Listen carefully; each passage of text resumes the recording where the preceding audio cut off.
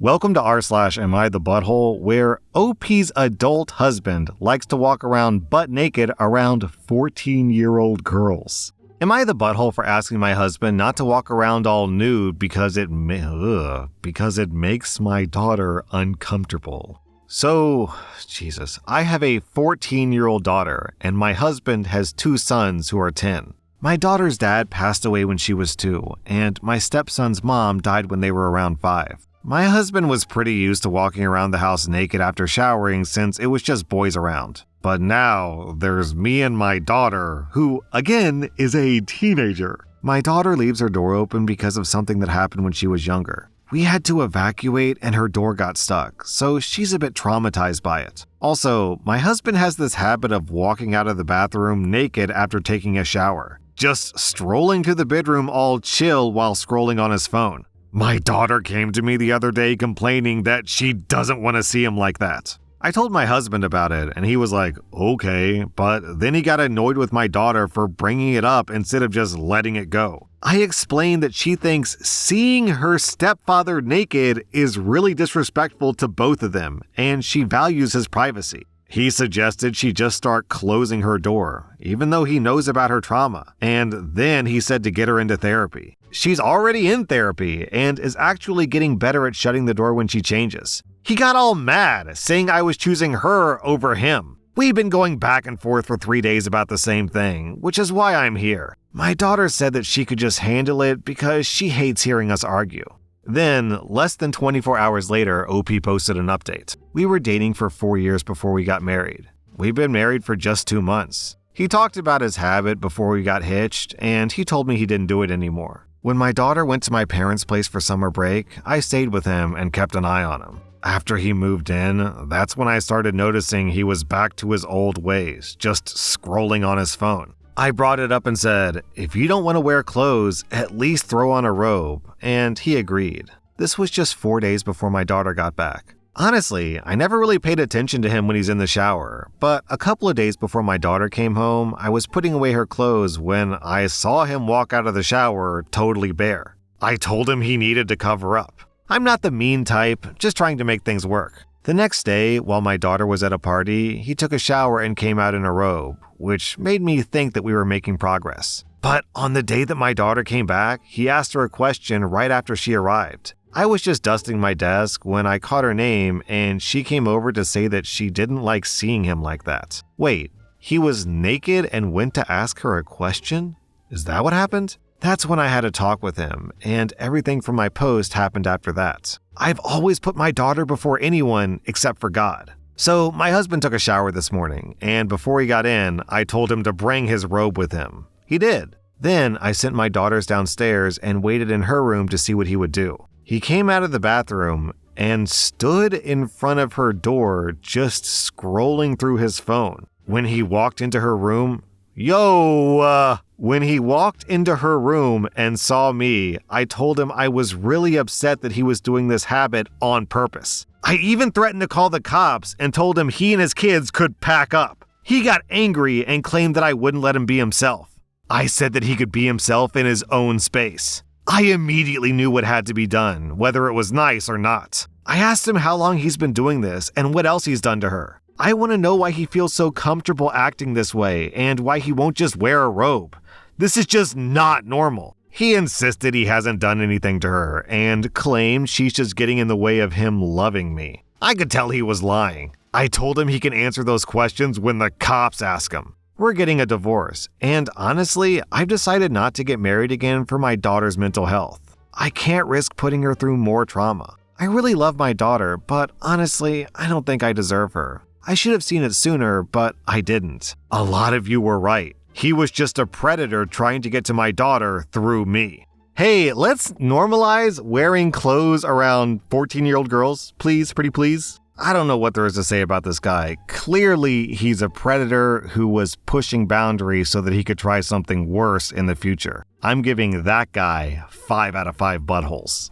Am I the butthole for not allowing my ex and former best friend to take my kids out of state for a week to heal and recover after she was left unable to have kids? I have 2 children under 12 with my ex. We divorced 5 years ago after I found out that he and my former best friend were having an affair. They both tried to apologize and asked for it to not ruin everything, but their actions had already ruined everything. I hate the two of them. I no longer care about how they're doing, but for my kids' sake, I remain civil. I've never badmouthed them to my kids. I've never told my kids what happened. I would never want my kids to be harmed by their father's actions more than they already were. And the divorce was tough for them, and they had a hard time coming to terms with the changes. They still need therapy for some adjustment issues that have remained. My former best friend hasn't helped it either by trying to continue on as my best friend despite her actions. It also didn't help that the kids went from their parents living together to their dad living with their mom's former friend. But again, my primary focus has been my children.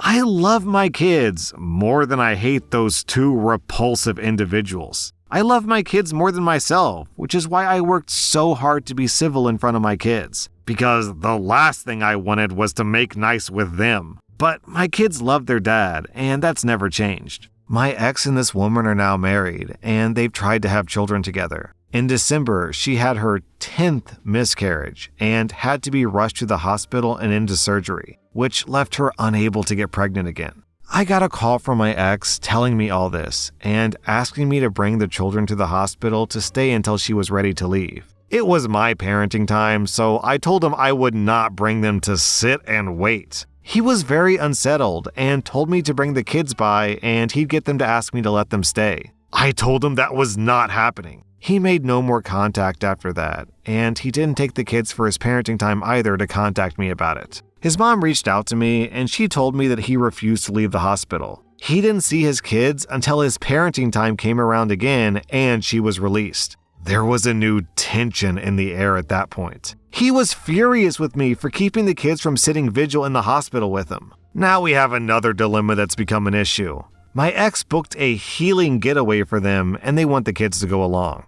It happens during the week, and it's a school week. He also wants to take his week as normal before and after that. So he would have them for 3 consecutive weeks. From what he stated, he would potentially keep them out of school for that long so the kids can be there to help her recover and grieve knowing she has them, was how he explained it to me. I said no, and I explained that I was not letting him take them out of school for a week just for her. I told him the kids aren't their emotional support to get them through this, and therapy is significantly better. I told him that I didn't approve of them missing extended school time, and I wasn't giving up my week for it. He tried to state that the week he missed would be made up for, but our court-ordered parenting plan states that if a parent voluntarily doesn't take their week without an agreed-upon makeup period, then the other doesn't need to give up a week in return. I pointed this out to him, and he asked me how I could be so by the book about this. He said human decency would state that I should be willing to put aside our differences at a time like this, and that school isn't more important than family. He asked me how I would feel if she ends her life because of this, and my refusal was part of the reason why.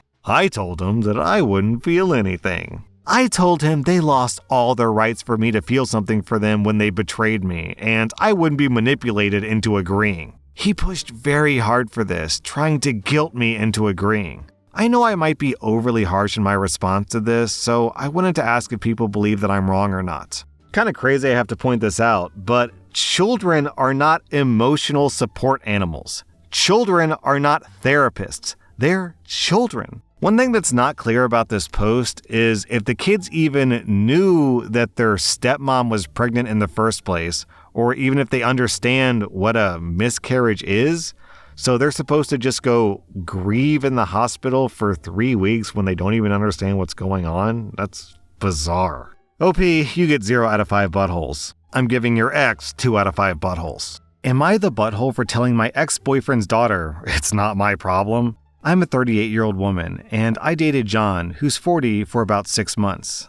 We'd known each other for a year before we started dating. We broke up 3 months ago. The reason for the breakup was because of his daughter, Tia, who's 16. From the very beginning, she was hostile towards me. Rude comments, putting me and my cooking down, constantly referring to me as that B word. She said that I was the reason her parents broke up, which is false. They broke up 10 years ago, 9 years before I even met John. I have a stepmom who went out of her way to try to push her way into my life, so I actively did everything I could to be the exact opposite. I tried talking to her, asking her what I could do to at least make things between us civil. Her answer, "You could voluntarily leave this world." John was no help. He threatened to ground her, take her things away, but they were just empty threats, and Tia would continue her tirade against me. Her mother, Chloe, who honestly is awesome, even tried to talk to her and figure out what her problem was. Tia couldn't come up with one reason why she didn't like me. She just didn't. It all came to a head one night while we were at my house. We had ordered food and I went to go pick it up.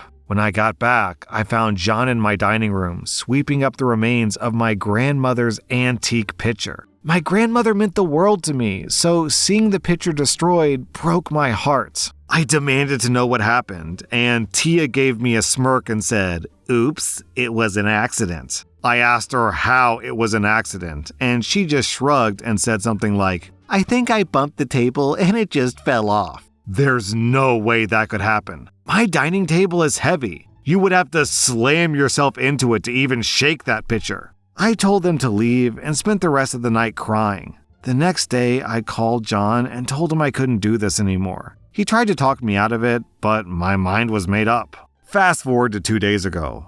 I leave work, and there's Tia. She started going on about John's new girlfriend, Jane. How Jane is a monster. Evidently, Tia tried her old tricks on Jane, but Jane gives it right back to her. Tia calls her names, Jane calls her names back. Tia insults Jane, Jane insults her back. The worst was that Tia accidentally broke something of Jane's, and in retaliation, Jane took Tia's phone and smashed it. I asked her if she had told her mom. She had, and her mom decided that Tia wasn't to go over to John's anymore. I told Tia something like, "It sounds like everything's settled then." Tia started crying, asking if that was it. I just looked at her and said, "Yep, your mom handled it. It's not my problem," and I left. I was talking to my sister about this last night, and she called me a butthole. She said that obviously Tia is hurting and needed me. She came to me for a reason, and the least I could have done was be a shoulder for her to cry on.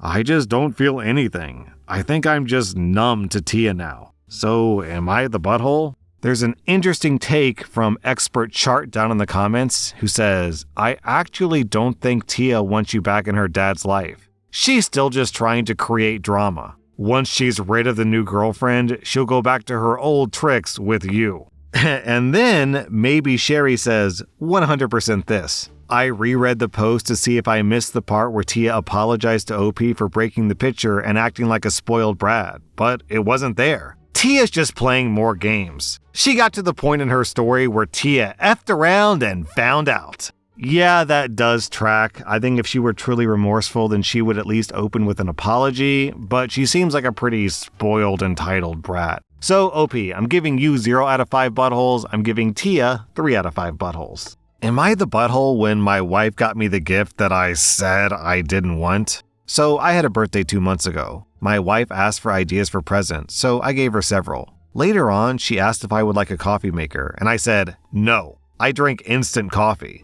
I told her I had a coffee maker in the past, Keurig, that routinely broke down, and I constantly had to fix it. It became a chore. Also, my mother-in-law has given me a Yeti for Christmas for the past 5 years. I never use them. I even asked my wife to explain to my mother-in-law so my collection would end. Then comes my birthday. I open 2 gifts. It's a Keurig coffee maker and a Yeti. Both gifts from my wife. I told her to give me the receipt so I could return them. Am I the butthole? OP, does your wife like you? I have to hope that this wasn't malice. It was just she asked the question and then immediately tuned out.